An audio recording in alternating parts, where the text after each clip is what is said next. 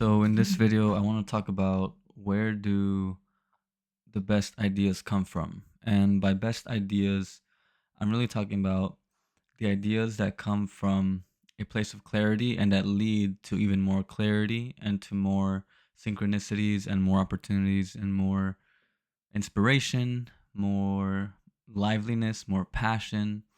So these ideas can be ideas to, for example, go to a coffee shop out of nowhere and then you meet the person that you were looking for example. Or maybe you get this idea, this urge to check YouTube, and then the video that you've been looking for that answers the questions that you have shows up. So that is basically what it means to be driven by the best ideas. That is what the like for this video, that's what I mean by best ideas. And so I've been thinking about this lately because I've been doing a lot of movement, and in the past I've been used to doing a lot of movement but also getting nowhere. And recently I've been able to do a lot of movement and get to like where I need to be, get to the places that allow me to get the most out of most benefit out of the movement. It's like every movement is highly effective and also highly efficient. So there's no waste in time, or at least there's very little waste in time, and I'm constantly progressing towards my goals. So the idea for this video is basically it comes from this question I've been asking myself, which is basically, how do I know whether I'm on the right track? And this is something that a lot of people struggle with often. Am I on the right track? Should I be doing this thing that I'm doing? Is this the right decision? And I want to be able to create a sort of mechanism or an approach that allows you to basically choose the right decision all the time.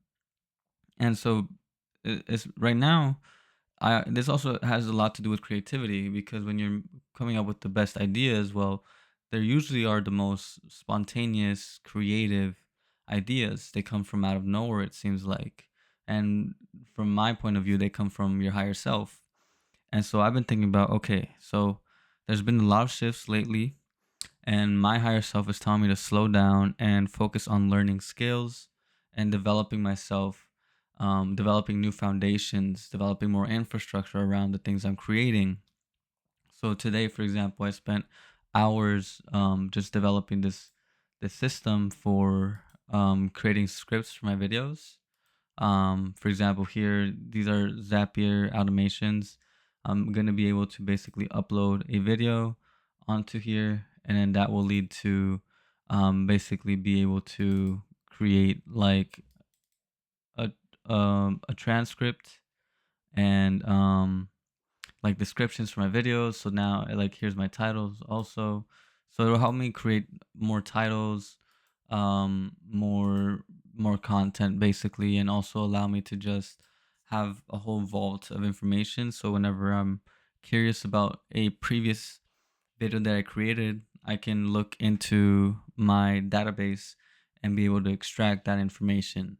So this idea came to me a while back because I was just like thinking, how I have so many ideas, so many things that I want to do.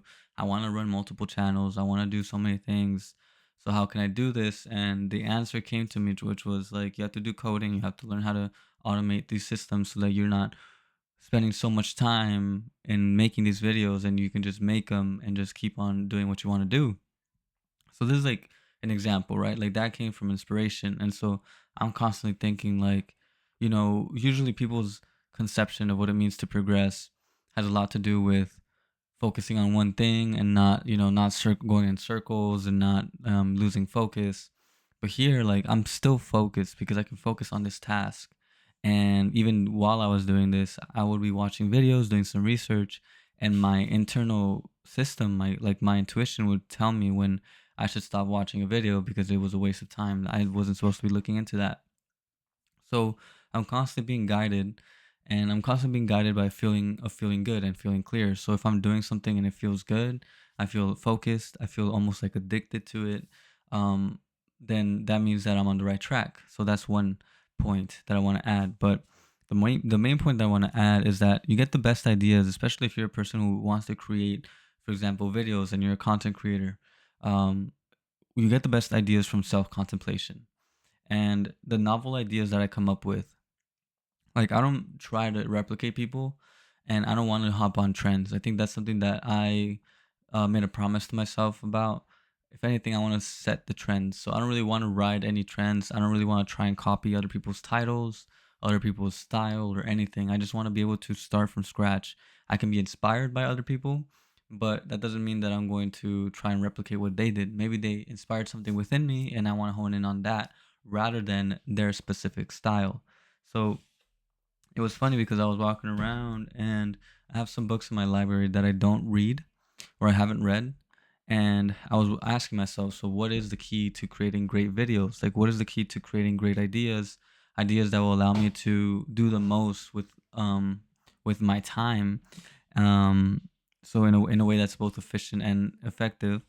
And my eyes laid themselves on this book right here, the Edinburgh Lectures on Mental Science, and I opened the page up and it started talking about creativity, which was a synchronistic event, right? Like, I had the urge to pick up the book, and then bam, it's talking about the specific topic that I'm questioning about. So like, the denouement of the creative process. We may therefore, unless therefore this limiting belief is entirely eradicated, the individual, though realizing the fundamental principle of life, is bound to pass out of physical existence. But on the other hand, since he does take the recognition of this fundamental principle within him, it is bound to bear fruit sooner or later in a joyous resurrection. So it talks about creativity, but um, it goes really deep into the way the universe works. So the way I operate, it's always been about creating systems that replicate or are analogous to the way the universe works, and understanding things like the law of attraction and psychology and nature. I'm able to integrate those systems into my regular life, and so I can act like nature acts, because nature acts from in a harmonious manner. It creates structure. Like the possibility of us even being able to exist on this planet is a very like small percentage, very very small. So for me to be able to, for the universe to be able to create such a condition for us humans to exist, I want to be able to replicate that specific creative power, where I'm able to create ideas that I never thought would have been possible, or that the collective would have been possible. So my teacher is the universe. My teacher um, is is nature. So I'm constantly reflecting on this, and that's what the book says. The book says that if you want to create, you have to create like God. You have to create like the universe, and so understanding how the universe works allows you to become a better creator. And that's the basic premise of this idea. So if you want to get good ideas, you have to be able to take notes from the universe. You have to be able to take notes from the capital C creator himself, God. And so in understanding the mechanisms of the universe, you can then implement systems within your life that replicate or simulate that system, because it is the most advanced system out there. Um, so that's the premise. And then in terms of the specific concept around self contemplation, well, if you think about it, well, if you look into it, the universe is contemplating on itself. At first, it was just one being, and then it decided to want to understand itself, and in understanding itself, it separated itself and differentiated itself, and so that's where we get this existence of physical reality.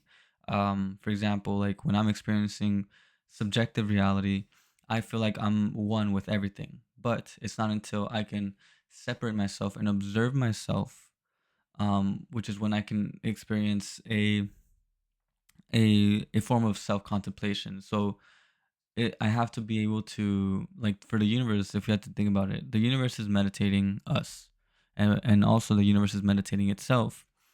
And through meditation, it realizes more things about itself, and it gains a greater understanding of itself. And so it has to present separation, which is, this idea of the other.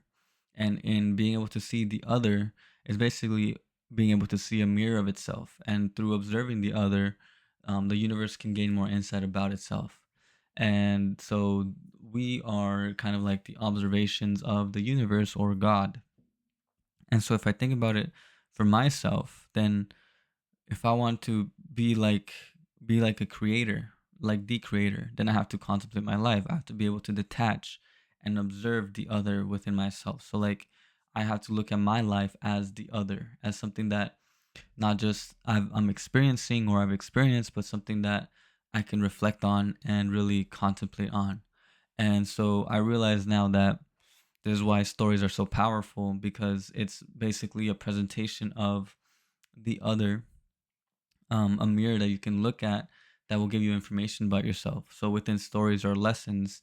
And so if you look at your personal life, there are many lessons that you can learn, and this is why self-reflection is so powerful, because if you can look back and you can uncover lessons that you kind of skipped out on or that you were ignorant about. So when you reflect, you can then get more information from your past, from yourself. It's almost like uncovering gold within you. So this is where the best of ideas come from. It comes from your life, and if you think about it, you can't go become a creative and try to replicate people all the time. Like your ideas are gonna run out, and you're gonna feel like a phony all the time.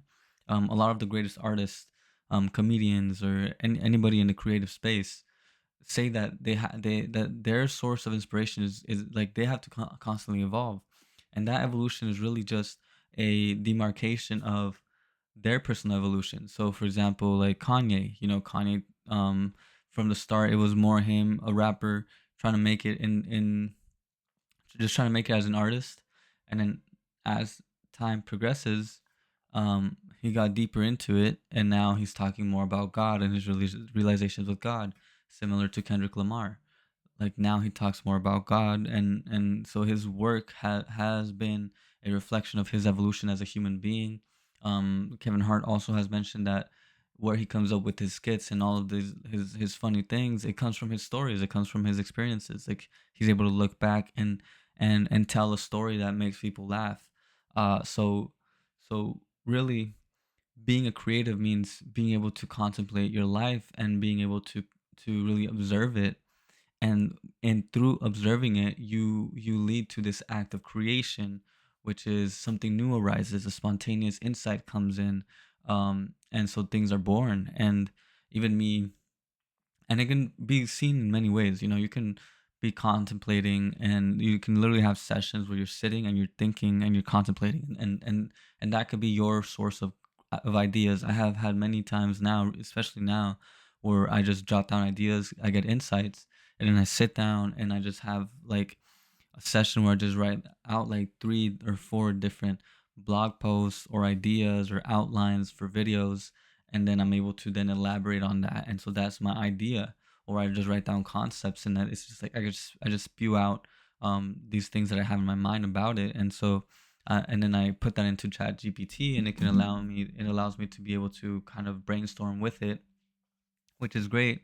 But also, even this morning, like I was dreaming. I dreamed about a excuse me. I dreamed that I was on my phone and I saw a video, and this video was a work of art. And and basically in the video, it's just the creator who made the video was somebody who was using dance as a metaphor for life. So when the main character danced with a person, and so in that dance it was a stranger, so he danced more far away. And then the next person that he dances with is somebody that he's romantically interested in, so he's dancing a little more intimately, a little bit more emotionally. And then the next person, he dances a specific position, which is a position that is supposed to represent something. And all the while in the video, there's music playing and there's a narrator, and it's kind of is all coming together to be able to form this piece of art that highlights dance as a metaphor for life. And I saw the video, and when I was seeing the video in my dream, I was like, damn, this whoever made this video was a genius. I wish I made this video. I wish that I could have come up with this idea. That's what I thought. And then in the dream, and then I woke up, and then I forgot about the dream. I didn't remember it. But sometime during the day, while I was dancing, because I just dance around my house sometimes, the idea came right back to me, and like an insight, I was like, oh shit, like nobody posted that video. That was something that I saw in my dream, and so that means that I'm meant to make that video myself. I don't know how I'm gonna do it, but I'm gonna bring this video idea to life. So I started writing down the idea, and I came up with the script, and that's where I was able to then just basically write down my idea. And it's a completely novel idea, and I could see that it could be very revolutionary. Now the only problem is, how can I bring it to life? How am I gonna do it? How am I gonna shoot it? But because of my experience as a YouTuber, I know I can do it. I can script it out, and I can write it, and I can make it happen, and it'll be a banger. Or maybe it won't be, but it doesn't matter because I'm involved in the creative process. And so it's crazy because I got that.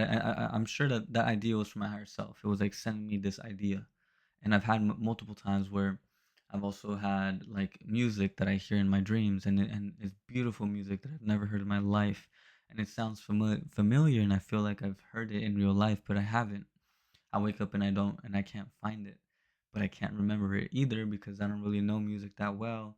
So if I did study music and music theory, I could go back to my dreams, and then write the song down really quick and remember like the intonations, like the different tones and like everything, and I can create a whole song.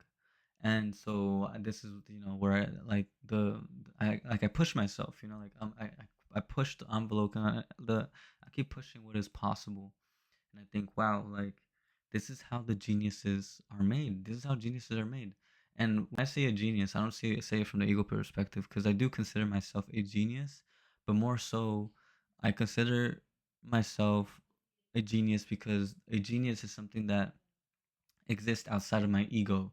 Like we all have a genius, and we can all access it, if we allow ourselves to do so. And my genius, I can allude it to the higher self in some way. It's like a gift that we all have. So if it's what allows us to get all the ideas that we get, and it connects things in a level that the regular mind can't do. Like it sees the connections much deeper than a regular intellectual mind can do. So um yeah, so this is how geniuses are born. They are born through engaging with their own genius, and the genius being their higher self, and if and so the genius generates from contemplating upon life. I think that's really the point here, is that if you can practice what the genius does, then you become the genius. And so then that allows you to hone in on your craft even more. So it allows you to gain your power and your magic more so. And so that's why I'm thinking that, yeah, that's what it is. Like the key to the best ideas, to constantly be guided, to constantly be creating the best of things, is by honing in on your genius. And when you do that, you become a genius, and you create beautiful work, great work, work that is artistic, work that is impactful, um, and work that leads to work that is also synchronous. Like it leads you to synchronicities. So it doesn't just have to be the best ideas lead to, like, best content, for example, like art pieces or videos, etc. It could be like the best ideas just push you to this next synchronous event, the next step in your life, the next step in your evolution. um and that's something that the book The Alchemist kind of pushes. Like when you pursue your dreams, the universe conspires to help you out.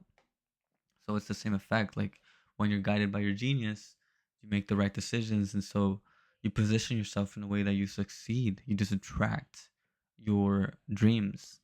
So yeah, I think that's really the point here, that self contemplation leads to the best ideas. And so you need to stop paying attention and trying to replicate people outside. Stop consuming so much content. Allow yourself, give yourself the space to contemplate, to be able to, you can dream journal, or you can journal in real life. Um, and that will allow you to gain that muscle, to develop that muscle, which will lead to a creative expression. So that's my conclusion. I hope you guys enjoyed this video, and I'll see you on the next one. All right. Remember, stay lucid,